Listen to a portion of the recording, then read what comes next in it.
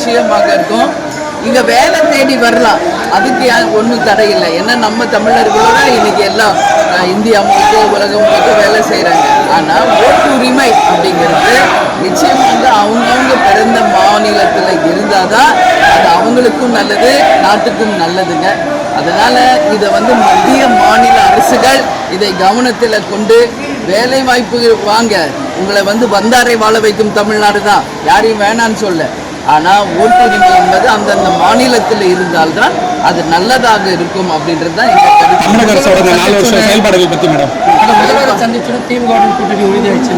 அதான் நான் அன்றைக்கே உங்ககிட்ட எல்லாருக்கிட்டையுமே சொன்னேன். கேப்டன் வந்து உடல்நிலை கொஞ்சம் சரியில்லாத போது பல முறை வந்து அண்ணன் ஸ்டாலின் அவர்கள் கேப்டனை வந்து சந்திச்சிருக்காருங்க. நட்பு ரீதியாக தான் அவரும் முதல் வாட்டியாக அட்மிட் ஆகிறப்போ ஒரு பல ஆண்டு கால நட்புங்க அவங்க குடும்பத்துக்கும் எங்கள் குடும்பத்துக்கும். அதனால் நட்பு ரீதியாக ஒரு அரசியல் நாகரிகத்தோடு தாங்க அவரை போய் நாங்கள் சந்தித்தோம். அதுக்கு அப்பாற்பட்டு எந்த அரசியலுடைய நீங்கள் நினைக்கிற மாதிரி கூட்டணி உடனே வேறு கணக்குன்றதெல்லாம் எதுவுமே இப்போ நம்ம சொல்ல முடியாது.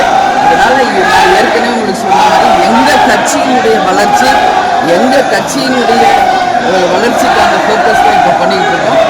எங்களுடைய மாநாடு ஜனவரி 9 கடலூரில் அன்னைக்கும் ஒரு தெளிவாக நாங்கள் அறிவிக்கிறோம். இந்த 4 ஆண்டு திமுக ஆட்சியோட செயல்பாடுகள் மக்களுக்கு எப்படி இருக்குன்னு நீங்கள் நினைக்கிறீங்க? உங்களோட கட்சியோட பார்வை. நிறைகளும் இருக்குது, பல குறைகளும் இருக்குங்க. இல்லை நம்ம சொல்லிட முடியாதுங்க. எல்லா பக்கம் இன்றைக்கி பார்த்தா சட்டம் ஒழுங்கு மிகப்பெரிய கேள்விக்குறி. ஆணவ கொலைகள், டாஸ்மாக்கு, கஞ்சா போதை விற்பனை, வேலை வாய்ப்பு கிடையாதுங்க, பெண்களுக்கு பாதுகாப்பு இல்லை. எல்லா பக்கமும் எல்லா தொழில்களும் இன்றைக்கி முடங்கி இருக்கு. விலைவாசி உயர்வு என்று நான் மிகப்பெரிய ஒரு பட்டியலே இடலாம், அதில் எந்த மாற்று கருத்துமே கிடையாது. அதே நேரத்தில் அவங்க செய்ய வேண்டிய அவங்க கொடுத்த வாக்குறுதிகளையும் சிலது நிறைவேற்றியிருக்காங்க, இன்னும் பல வாக்குறுதிகளை நிறைவேற்றலை. அதனால் இது வந்து நிறையும் குறையும் கலந்ததாக தான் நான் பார்க்குறேன்.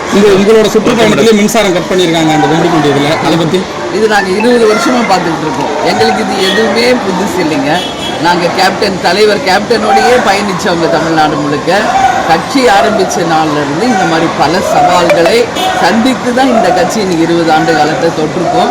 கரண்ட் கட் பண்ணுறது இதெல்லாம் எங்களுக்கு ரொம்ப ரொம்ப யூஷுவல் ஒரு விஷயம். அதனால் இதையெல்லாம் பார்த்து நாங்கள் பயப்பட போகிறதும் இல்லை.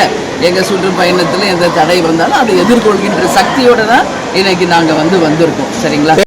ஃப்ரெண்ட் ஆக்கிக்கோங்க. தந்தி டிவியின் சப்ஸ்கிரைபர்ஸ் அண்ட் ஃபாலோவர்ஸ் குடும்பத்தில் நீங்களும் இணையுங்க.